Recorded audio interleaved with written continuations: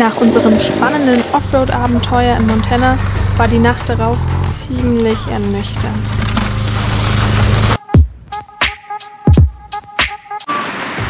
Es war unglaublich windig. Wir mussten zweimal in der Nacht aufstehen, um das Zelt nachzuspannen. Die Windböen waren teilweise so stark, dass sich das Zeltdach bis an unsere Nasenspitze heruntergedrückt hat. Wie ich schon in der letzten Folge erwähnt hatte, gab es ja einen Punkt, an dem wir überlegt hatten, überhaupt campen zu gehen. Guten Morgen. Also ich habe, glaube ich, noch recht gut geschlafen.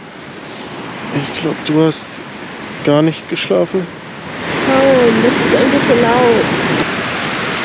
Ja, ein bisschen sandig und windig. Oh, sandig. Tja, nach dieser Nacht war ich komplett fertig. Wir sind 1,5 Stunden mit den Motorrädern gefahren, aber der Seitenwind war so anstrengend, dass wir im nächsten Ort uns ein Hotel gesucht haben. Tatsächlich das allererste Mal auf unserer Motorradreise durch die USA. Es wurde aber jetzt auch Zeit mit der Tanke. Der Tank ist ja so gut wie leer. Das Hotel kam $80, was, wie sich im Nachhinein herausstellen sollte, ein absolut durchschnittlicher Preis für ein Motel in den USA ist. Das Zimmer war etwas altbacken und das Bad roch etwas komisch, aber es hat seinen Zweck erfüllt und wir beide konnten uns mal wieder so richtig ausschlafen. Tatsächlich war das auch die letzte Nacht für uns in den USA, zumindest vorerst. Auf unserem Weg nach Kanada hatten wir aber noch einen Zwischenstopp zu erledigen, nämlich einen Kanister zu kaufen. Das Tankstellennetz in Alaska und Kanada ist nämlich nicht so gut ausgebaut und könnte hier und da mit Cosmos und Wanders Reichweite zu Problemen führen. Der Rotopax-Kanister ist ein unglaublich robuster Kanister, der mit vielen Befestigungsmöglichkeiten genau das Richtige für unseren Trip nach Alaska ist.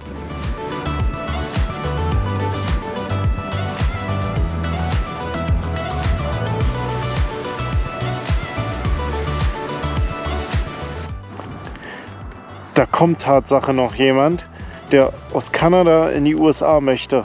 Das ist das erste Fahrzeug hier. Wahnsinn. Ja, was soll ich sagen? Sie haben uns reingelassen. Welcome to Alberta. Geil.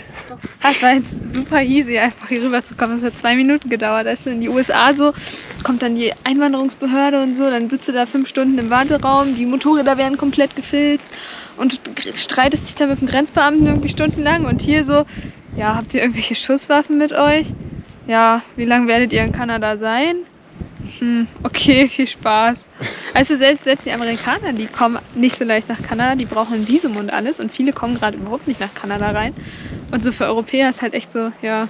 Easy peasy, schön. Ganz leicht hier rüber zu kommen. Das Irgendwie hat echt so erstaunlich. 2 Minuten gedauert. Aber der Herr wollte die App sehen. Ja, diesmal wollte er die ArriveCAN-App sehen. War gut, dass ich heute Morgen nochmal alle Daten eingepflegt habe, weil du musst auswählen, an welchem Grenzübergang du rüber willst und zu welcher Uhrzeit und welchem Tag.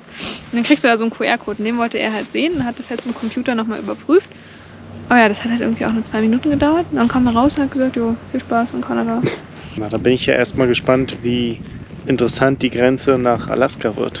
Oh, ich hoffe, die machen nicht nochmal so einen Stress hier mit, weil also es wäre schon komisch, wenn sie einen jetzt als Motorradfahrer in Alaska dann nicht zutrauen, dass wir wieder ausreisen. Das ist immer die große Angst der Amerikaner.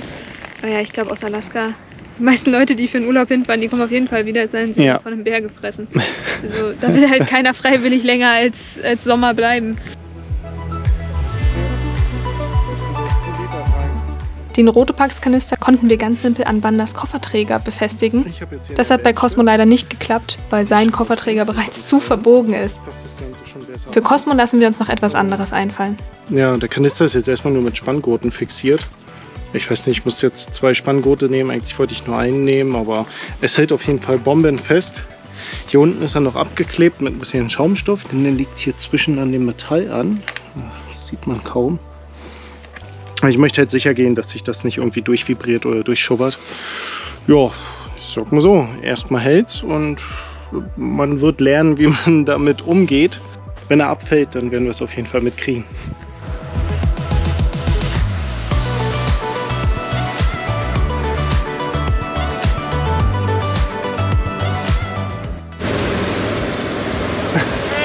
Hi, nice dog. I got my truck. and the sidecar and top here like both and behind me. Cool. That's crazy. Da kaufen wir jetzt erstmal Bear Spray. Und vielleicht Kanister. Die Fuel Bottles, ja.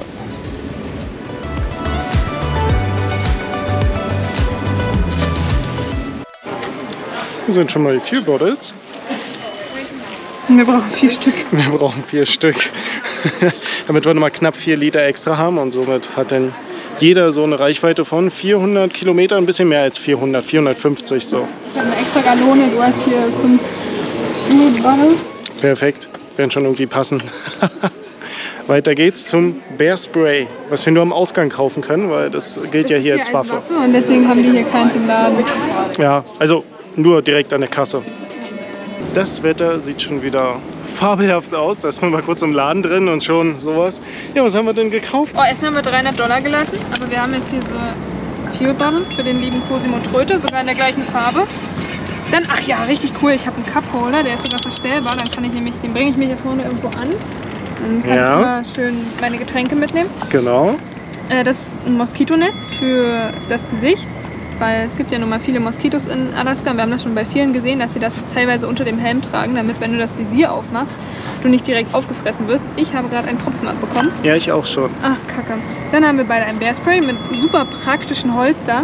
Damit man das immer dabei hat, denn meistens geht man irgendwo im Wald pinkeln und pinkelt dann direkt neben dem Bär oder so. Man kennt's. Und da wäre es schon nicht schlecht, wenn man dann irgendwie extra Sicherheit hat. Ich hoffe, man braucht es nicht. Genau, wir hoffen, wir brauchen es nicht. Falls wir es dann noch über haben, können wir es zum Würzen verwenden. Ist bestimmt super spicy. Und dann haben wir noch hier das krasseste Insektenspray, was es geben kann, mit diesem DEET. 30% ist wohl der höchste Anteil. Ja.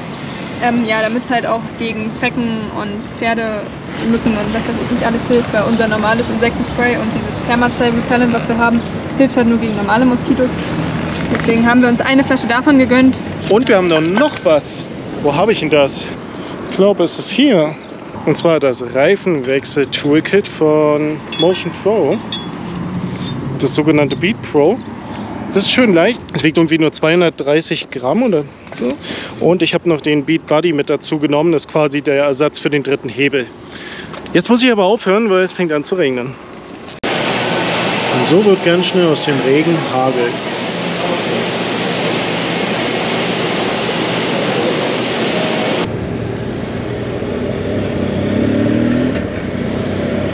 Bevor es jetzt für uns aber nach Banff geht, oder zu unserem Campingplatz, müssen wir noch mal tanken.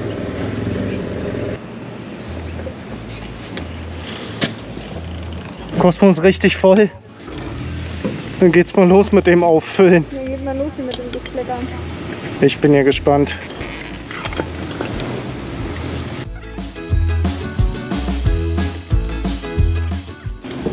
Oh, die ist gut voll geworden. Da müssen wir noch mal was rüberkippen oder so. Ja. Versuchst du mal ein bisschen leerer hinzukriegen. Es geht. Versuche ein bisschen weniger zu machen als du. Okay, dann lässt die Flasche da explodieren. Voll. So, echt? Ja. Kann noch ein bisschen. Jetzt kann ich wieder was umkippen und das. Entschuldigung, aber das lässt sich echt scheiße handhaben. Ohne Mist, ich glaube, voll ist hier. Ja, okay. Beim nächsten Mal mache ich das. Oh, das ist jetzt nicht dein Ernst. Ja.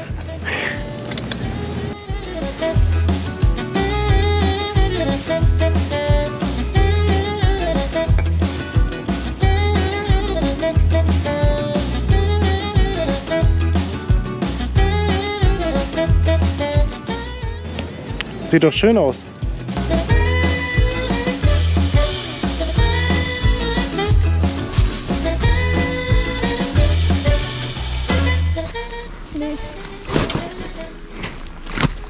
Danke.